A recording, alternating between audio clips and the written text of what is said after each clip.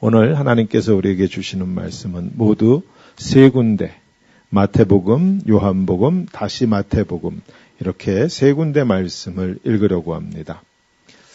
빈 무덤에서 시작된 믿음이라고 하는 제목으로 하나님의 말씀을 전할 텐데요. 먼저 마태복음 27장 62절에서 66절까지 말씀입니다. 이 본문 바로 앞에는 예수님이 죽으시고 무덤에 장사 지낸 이야기가 있었어요. 이제 예수님 무덤에 들어가셨어요. 그게 프라이데이죠. 굿 프라이데이. 그리고 오늘 본문 62절은 그 이튿날 그랬으니까 우리 달력으로 토요일 날 얘기입니다. 예수님이 무덤에 24시간 있었던 그 토요일 날 얘기예요.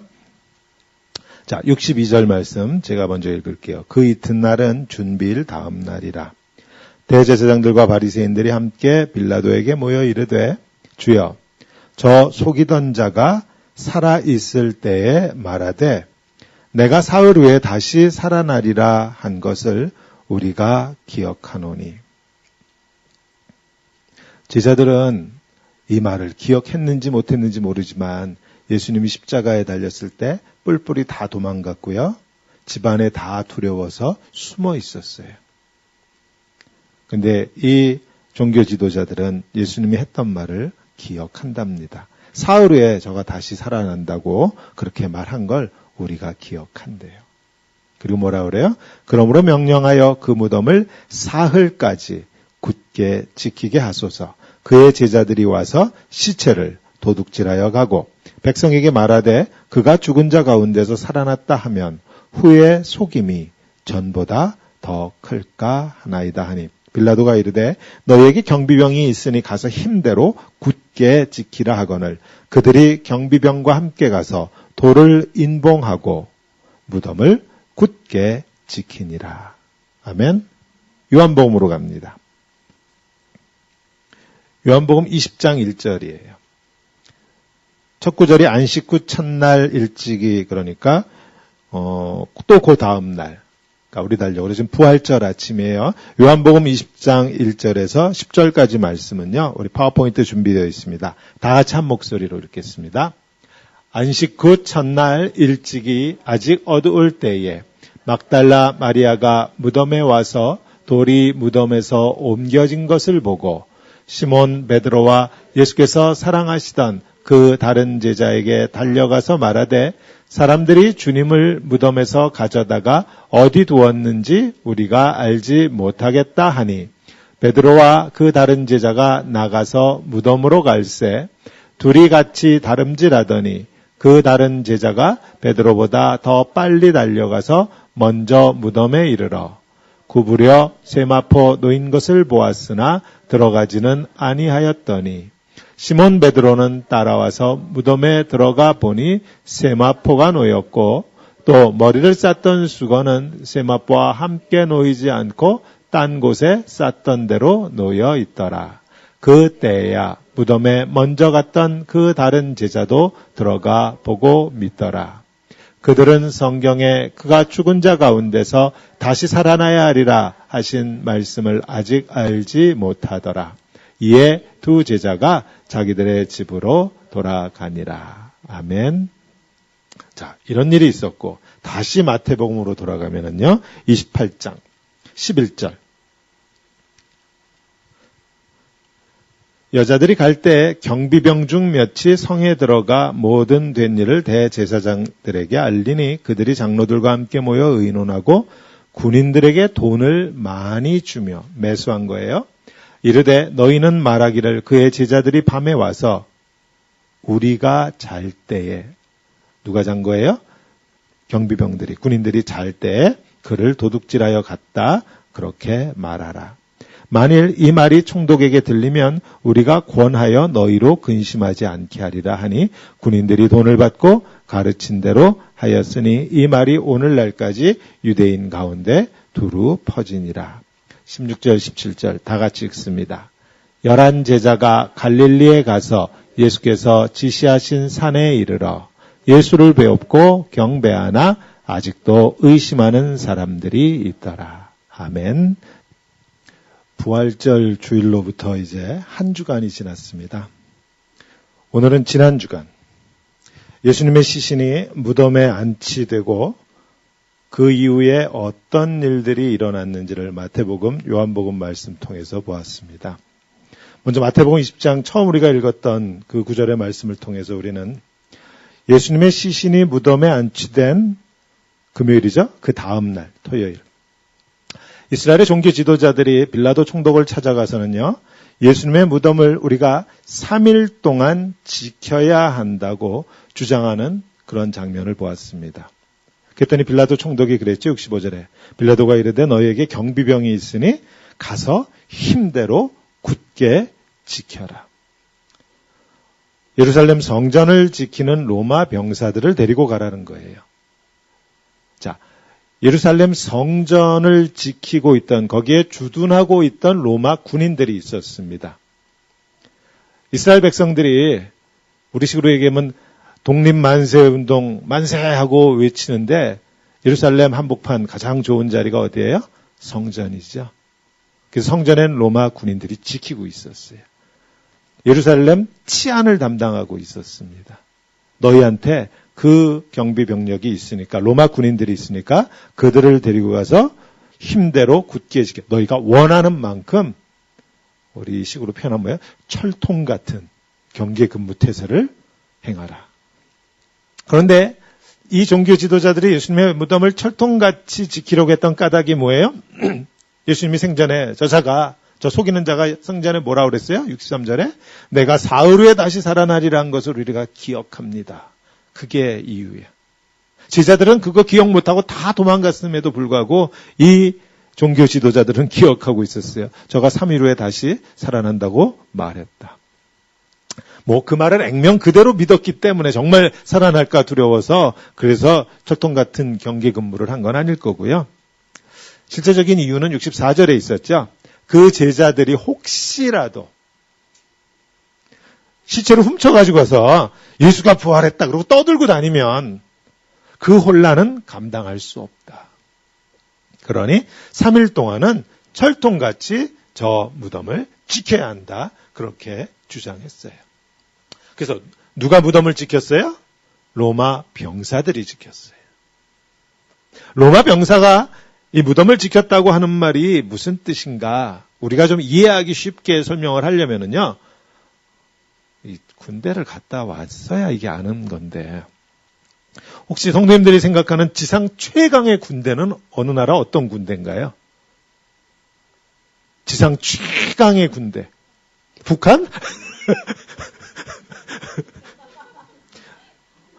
미국 영화를 많이 보신 분들은 미군 그 해군 특수부대, 네이비 시어, 그런 최강의 군대다. 그럼 또 우린 한마디 할 게 있잖아요. 귀신 잡는 해병대. 그럼 저는 기분 나빠서 한마디 더 해요. 안 되면 되게 하라. 공수부대. 어느 군대든지 괜찮아요. 로마 군대는 그 당시 최강의 군대였습니다. 이해를 돕기 위해 설명하면 이런 거예요. 해병대나 공수부대나 또는 네이비스요. 이런 부대의 병사들이 완전 무장한 상태로 예수의 무덤을 지키고 있었다라는 거예요.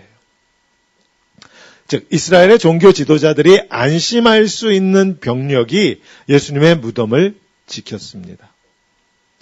기껏해야 몽둥이 들고 올 거고 칼 한 자루 들고 올 거고 농기구, 농사짓는 그 농기구 정도로 무장할 수밖에 없는 제자들로서는요. 도저히 예수님의 시신을 훔쳐갈 수 없는 그런 상황이었다라는 것이에요. 그런데 3일째 되는 날 아침 예수님의 시신이 사라져버렸어요. 예수님의 시신을 막아놓았던 그 무덤의 입구를 막아놓았던 커다란 돌이 옆으로 치워졌다 그러죠. 무덤 안은 텅 비어 있었습니다. 그래서 사진을 하나 준비했어요. 저 무덤 속이 텅 비어 있었고 저 무덤을 가로막고 있던 저 엄청나게 큰 돌이 옆으로 치워져서 저쪽에 떨어져 있었다 그러죠. 무덤 앞을 막는 건 그래도 쉬워요. 굴리면 돼요. 저 밑에 입구에 홈이 파여져 있어요. 그러니까 굴리면 들어가요. 근데 저걸 빼내는 건 엄청나게 힘든 거죠. 장정 여러 사람이 달려들어야 합니다. 근데 저 돌이 치워져 있었고 무덤 안은 텅 비어 있었어요. 자, 가장 중요한 거 하나. 예수님의 시신이 사라졌다라고 하는 것은요, that is the historical fact. 역사적인 사실이에요. 만일 예수님의 시신이 사라지지 않았다면 종교 지도자들이 그 시신을 가져다가 예루살렘 거리 한복판에 전시해 놓고 예수는 결코 부활하지 않았다라고 그렇게 증거했을 것입니다. 근데 이스라엘의 종교 지도자들이 그렇게 하지를 못했어요. 예수님의 시신은 사라져 버렸어요. 무덤은 텅 비어 있었습니다. 이건 누구도 부인할 수 없는 역사적인 사실이에요. 문제는 이 사실을 어떻게 설명하느냐 하는 거예요. 이스라엘의 종교 지도자들은 역시나 저들이 처음부터 계획했던 대로 그렇게 설명했어요. 제자들이 훔쳐갔다. 이렇게 음모를 꾸몄습니다. 로마 병사들을 돈으로 매수했다. 오늘 본문은 그렇게 이야기하고 있죠. 로마 병사들한테 돈을 주면서 야, 이렇게 가서 말해라. 예수의 제자들이 밤새 와가지고는 훔쳐갔다. 시신을 도둑질해 갔다. 그런데 제자들이 와서 예수님의 시신을 훔쳐가는 그동안 로마 병사들은 뭐 하고 있었다고요? 자고 있는 동안에 우리가 깜빡 잠이 들었는데 그새 훔쳐갔다. 이렇게 소문을 내라고 돈을 줘가면서 매수했어요. 자, 해병대가, 공수부대가, 네이비시에어 특수부대가 지키고 있었는데 그들이 졸다가 시체를 발음이 안 나와. 도둑 맞았대요. 그리고 그걸 믿으랍니다. 믿어지세요? 로마 군대에 대한 모욕이에요. 또 이렇게 말했죠. 혹시라도 빌라도 총독이 이걸 문제 삼으면 야, 로마 군인들이 경계 근무를 제대로 서지 못해가지고 시체를 도둑 맞아? 그러면서 로마 군인들을 문책하려고 하면 28장 14절에 그랬죠. 만일 이 말이 총독에게 들리면 우리가 권하여 너희로 근심하지 않게 하겠다. 우리가 총독한테 잘 말해서 너희 군인들에게 피해가 가지 않도록 우리가 잘 무마하겠다. 그러니 너희는 어떻게 해라? 가서 제자들이 훔쳐갔다고 소문내고 다녀라. 그런데 어찌된 영문인지 이 말도 안 되는 루머를 지금도 그렇게 생각하고 또 그렇게 믿는 사람들이 없지 않습니다. 그 당시 잠시 소문나고 끝난 게 아니에요. 지금도 그렇게 믿는 사람들이 있어요. 로마 군대를 우습게 알아요. 자, 속였다고 했어요. 잘 들으세요. 예수님은 다시 살아나신, 부활하신 게 아니고 썩었어.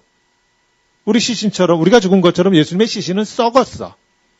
근데 그 시체를 제자들이 훔쳐가서 소문을 냈어요. 예수는 다시 살아나셨다. 그렇게 사람들을 속였어요. 근데 그 결과가 뭐예요? 제자들이 그런 거짓말을 만들어서 사람들을 속였어요. 썩어버린 시체 예수가 부활했다. 그가 하나님이셨다라고 속였어요. 이런 거짓말을 만들어냈어요. 최소한 11명의 제자가 입을 맞춰서. 근데 그 결과가 뭐예요? 그래서 어떤 일이 일어났어요? 그 제자들한테. 자기들의 거짓말을 지키기 위해서 온갖 핍박을 받고 고난을 당하다가 전원 다 순교했습니다. 이게 결론이에요. 거짓말의 결론이에요.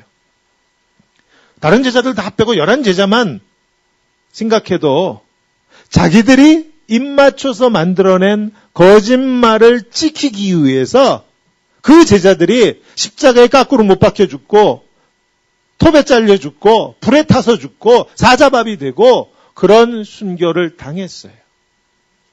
자기들이 만든 거짓말을 지키기 위해서. 성도님들은 이 말이 믿어지세요? 진실, 사실, 내가 경험한 어떤 진실된 것을 지키기 위해서 순교할 수는 있어요. 죽을 수 있어요. 그러나 거짓말, 만들어낸, 꾸며낸 거짓말을 지키기 위해서 하나도 아니고 둘도 아니고 11명의 제자가 다 그렇게 죽었다. 이게 말이 되냐고요. 찰스 걸슨 목사님이라고 워터게이트 닉슨 대통령이 사임할 때 참모였어요. 닉슨 대통령은 거짓말을 한 게 문제가 돼가지고 끝내 탄핵당하기 전에 아마 사임했죠. 그날 닉슨 대통령의 최고 참모들이 다 모여서 이걸 어떻게 무마할 건지 입을 맞췄어요. 거짓말을 진실인 양 그렇게 그 난다 긴다 하는 최고의 참모들이 모여서 입을 맞췄어요. 이게 얼마나 갔어요? 검사 앞에 가서 다 뽀록 났어요. 거짓을 위해서 우리는 순교하지 않습니다. 인간은 그렇게 지어지지 않았어요. 거짓말을 위해서 목숨 바치지 않아요. 예수님의 부활이 믿어지지 않는다. 우리도 사실 그렇게 쉽게 믿을 수 있는 건 아니잖아요. 그런데 최소한 11명의 제자들이 자기들이 만들어낸 그 거짓을 지키기 위해서 다 순교했다. 전 이게 예수님이 부활했다라는 것보다 더 믿어지지가 않아요. 혹시라도 이 제자들이 살아생전에 호의호식하고 온갖 부귀영화를 다 누리다가 마지막에 어떻게 잘못돼서 개죽음을 당했다라고 하면 그래도 그랬어라고 조금 제가 제 마음이 움직일 법한데 지지리도 고난만 당하다가 온갖 핍박과 환난을 다 당하다가 순교했는데 그게 자기들이 만든 거짓말을 지키기 위해서였다. 저는 못 믿어요. 예수님이 3일 만에 부활하셨다라고 하는 것을 믿는 게 저는 훨씬 더 쉽습니다. 전지전능하신 하나님이 계신다고 하는 것. 그 하나님이 우리를 사랑하시고 그 하나님이 나를 사랑하신다고 기록된 이 성경을 믿는 것이 훨씬 쉬워요. 그 하나님이 내 영원한 그 문제, 죄의 문제를 해결해 주시려고 저 십자가에서 그 놀라운 일을 행하셨다. 이것을 믿는 것이 저한테는 쉬운 정도가 아니고 더 합리적이에요.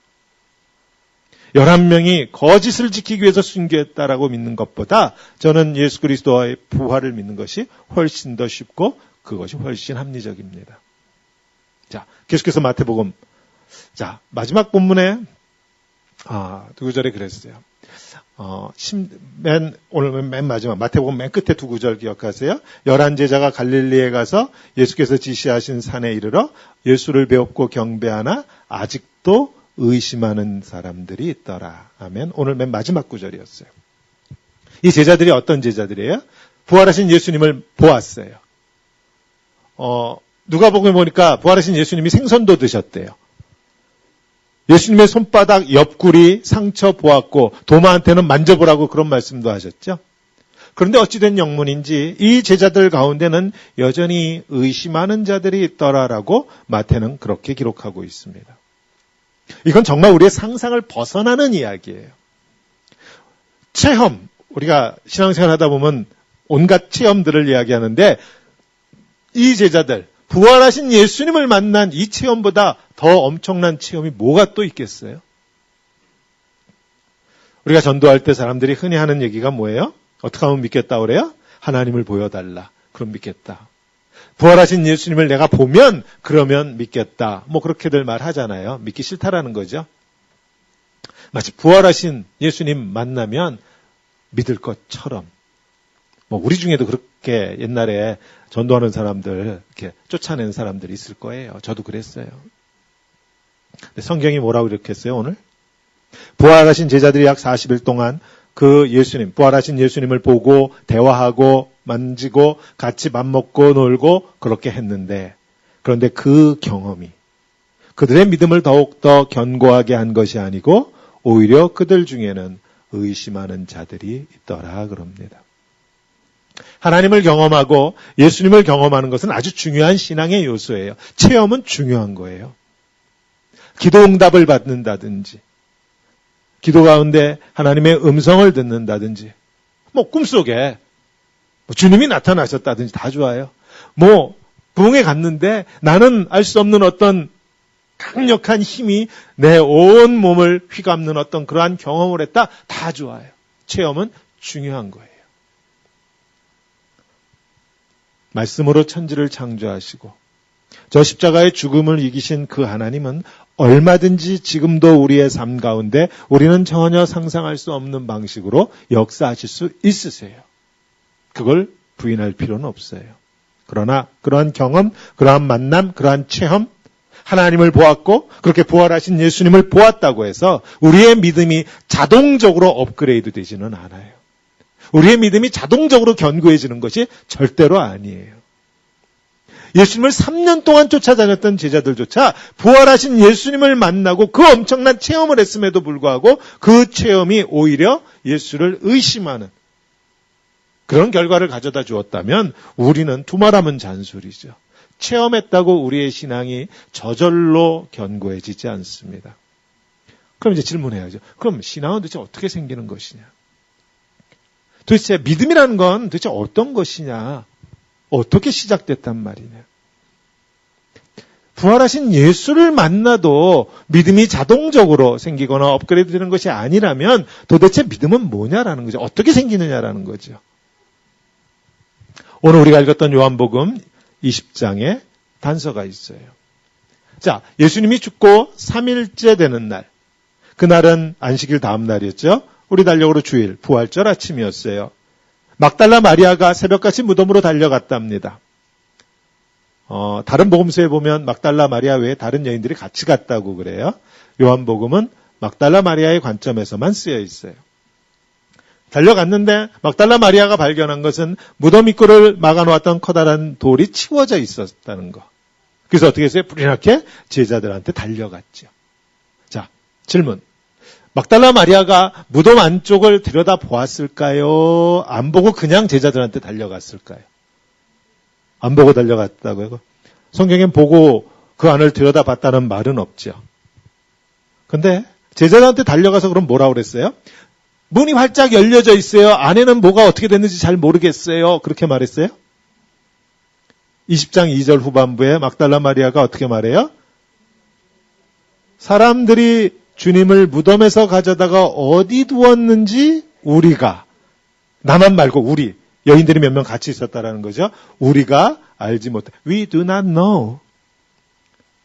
그러니까 시신이 안에 없다라는 거 지금 확인하고 온 거죠. 들여다봤어요. 우리는 알지 못하겠다. 도대체 예수님의 시체가 어디로 갔는지 알 수가 없다. 무덤 문은 열려 있고 안에는 텅 비었고. 그랬더니 시몬 베드로하고 또 한 제자, 요한복음에서 그 제자의 이름이 나오지 않고 주께서 사랑하시던 제자, 뭐 이런 식으로 표현한 그 제자, 교회에서 내려오는 전승에 의하면 요한복음의 저자인 요한 자신이라고, 자기 이름을 쓰지 않고 그런 식으로 비유적으로 썼다고. 주께서 사랑하시는 제자. 그래서 베드로하고 요한이 달려갔죠. 그래서 6절과 7절에 봤더니 시몬 베드로는 따라와서 뒤쫓아왔어요.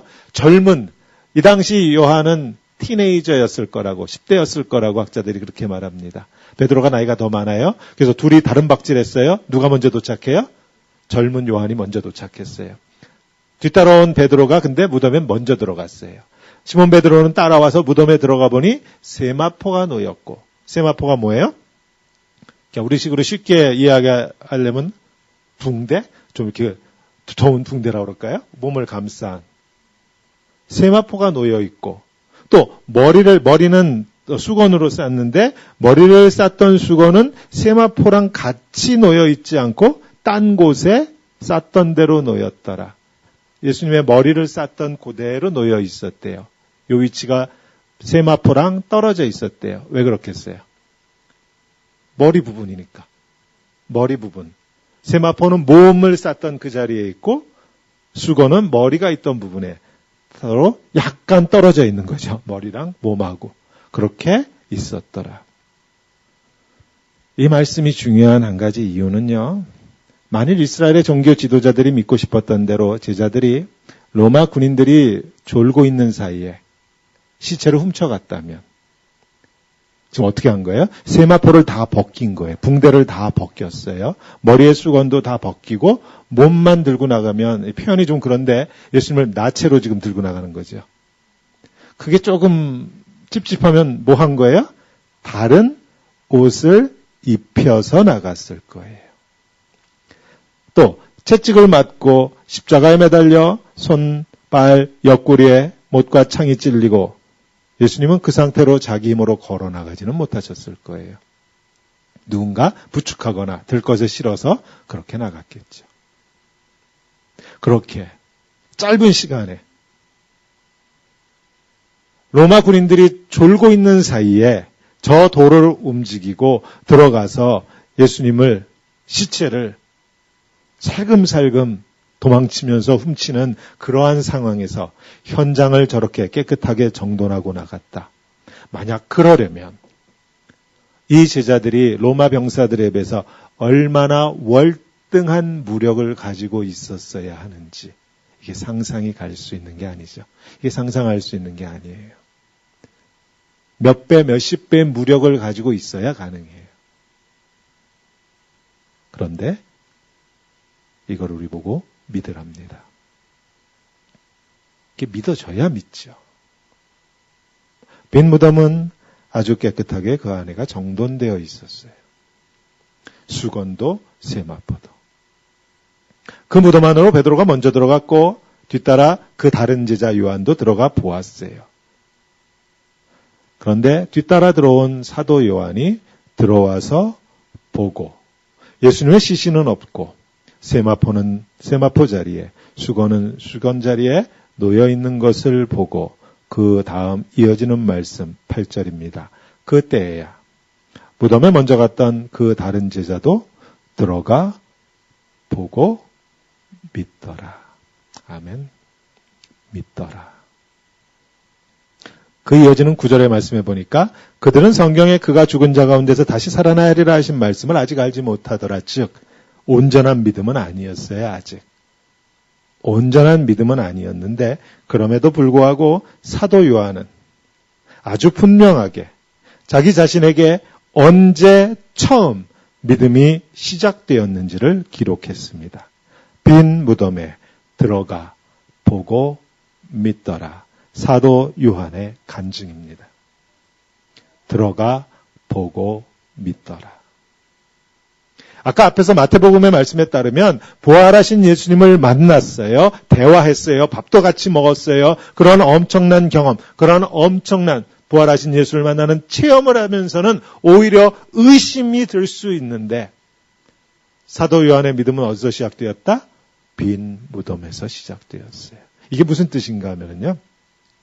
부활하신 예수님의 그림자도 보지 않았어요. 아직은. 그런데 믿음이 시작됐어요. 부활하신 예수님을 아직 만나지 않았어요. 눈으로 보지 못했어요. 그런데 믿음이 시작되었답니다. 이게 사도 요한의 간증이에요. 자, 요한복음 20장 뒤에 가면 우리가 잘 아는 도마 얘기 나오죠? 도마 얘기 기억나지? 부활하신 그날 아침에 부활하셨는데 제자들은 다 숨어버렸어요. 집안에 다 들어가서 두려워서 자기들도 잡아갈까 봐. 근데 그 제자들을 예수님이 그날 저녁에 찾아오셨어요. 근데 그 자리에 도마가 없었죠. 나중에 그 사실을 알게 된 도마가 어떻게 해요? 방방 뜹니다. 어떻게 그러실 수가 있느냐고. 그러면서 뭐라고 그랬어요? 내가 그의 손에 못자국을 봐야 되고 내 손가락을 못자국에 집어넣는데요. 쑤셔야 되는데. 옆구리에 내 손을 집어넣어 보지 않고는 내가 못 믿겠다, 안 믿겠다. 안 믿겠다 그랬어요.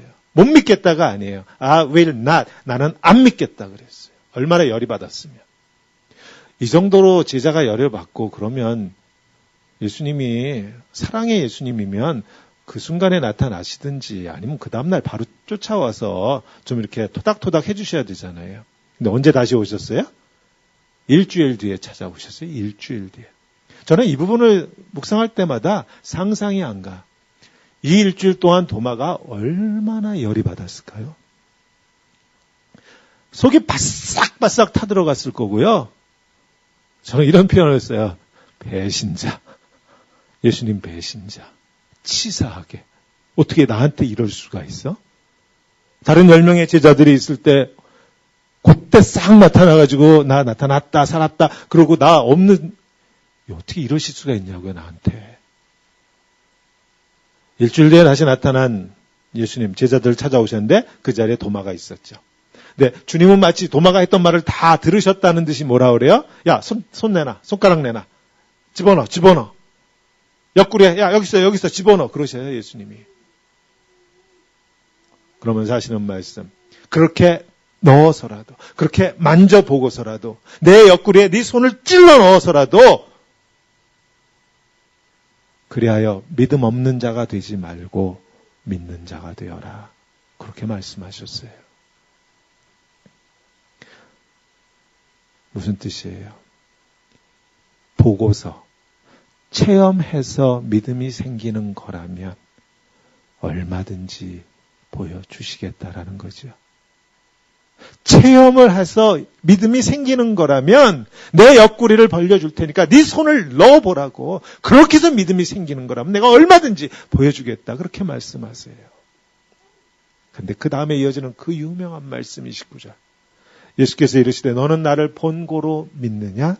보지 못하고 믿는 자들은 복되도다. 아멘. 보지 못하고 믿는 자들은 복되도다. 이 말씀을 하실 때 지금 이게 누구 얘기예요? 사도 요한 얘기잖아요. 사도 요한이 이 이야기를 들을 때 예수님의 입에서 보지 않고 믿는 자들은 복되도다. 이 말이 터져 나올 때 사도 요한의 가슴이 얼마나 쿵쾅쿵쾅 거렸을까요? Yes, Lord. 내 얘기하는 거죠, 주님 지금. 내 얘기하는 거죠, 내 얘기. 부활하신 주님 보지 않았어요. 아직 나타나지 않으셨어요, 눈앞에. 무덤이 텅 비어 있는 것만 보았는데 나도 모르게 털컥하고 믿어졌어요. 부활하셨다라고 하는 게.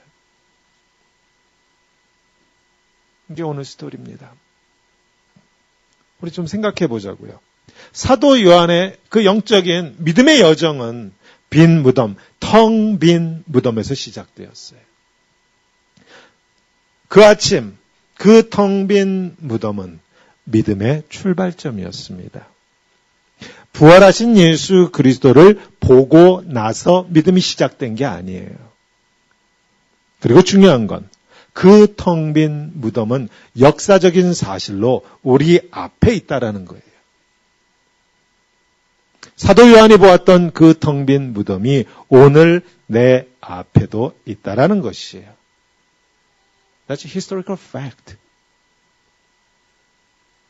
즉 믿음이라고 하는 건 성경이 요구하는 주님을 믿는 십자가의 예수를 믿는 그 하나님을 믿는 믿음은 빈 무덤 앞에서 우리에게 요구되는 결단입니다.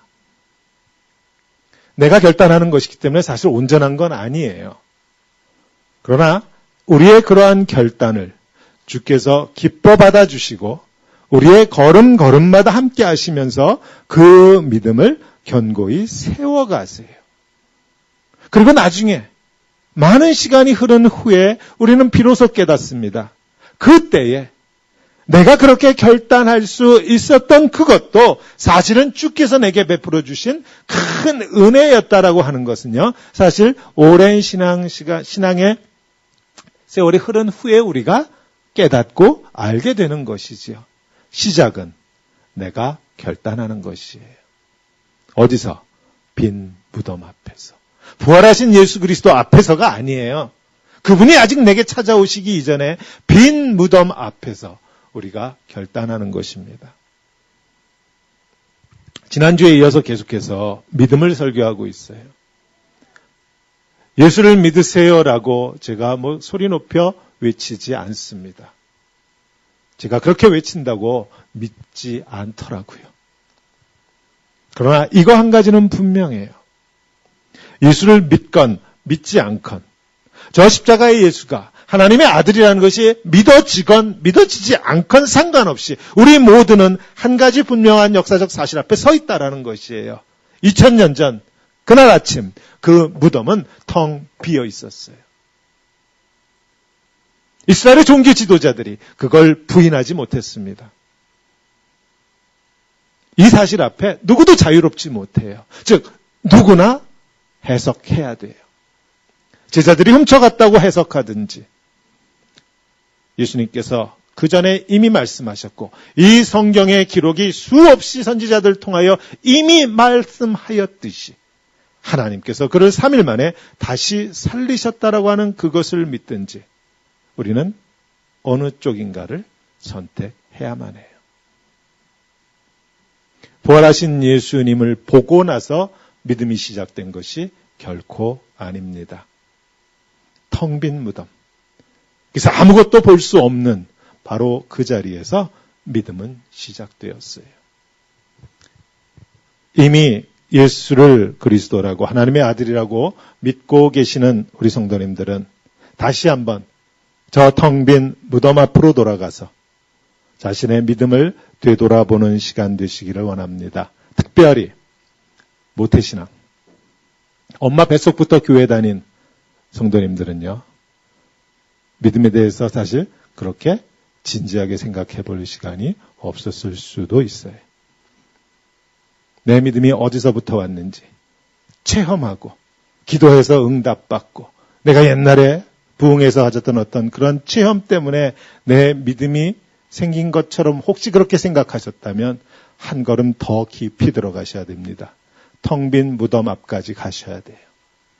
그곳에서 다시 한번 자신의 믿음을 되돌아보는 그런 한 주간의 기간이 되시기를 원합니다. 그러나 특별히 이 시간에 기도하기는요, 혹시라도 저 예수가 하나님의 아들이라고 하는 것이, 저 예수가 하나님이라고 하는 것이 믿어지지 않고 그것에 대해서, 신앙에 대해서 고민하는 성도님들이 계신다면 부활하신 주님 앞으로 나아가는 게 아니에요. 텅 빈 무덤 앞으로 나아가는 것입니다. 기도합니다. 주께서 그분들 마음에 찾아와 주셔서 저 빈 무덤의 의미를 밝히 알게 하여 주시기를 원합니다. 그 무덤, 그 어둠이 결코 질식시킬 수 없었던, 그 무덤에 가두어둘 수 없었던 그 한 생명이 하나님의 아들이라고 하는 그것. 그 생명이 나를 위해서 그 어둠을 뚫고 다시 살아나셨다라고 하는 그것이 믿어지는 그러한 참으로 복된 하나님의 축복이 임하시기를 우리 주님의 이름으로 축원합니다.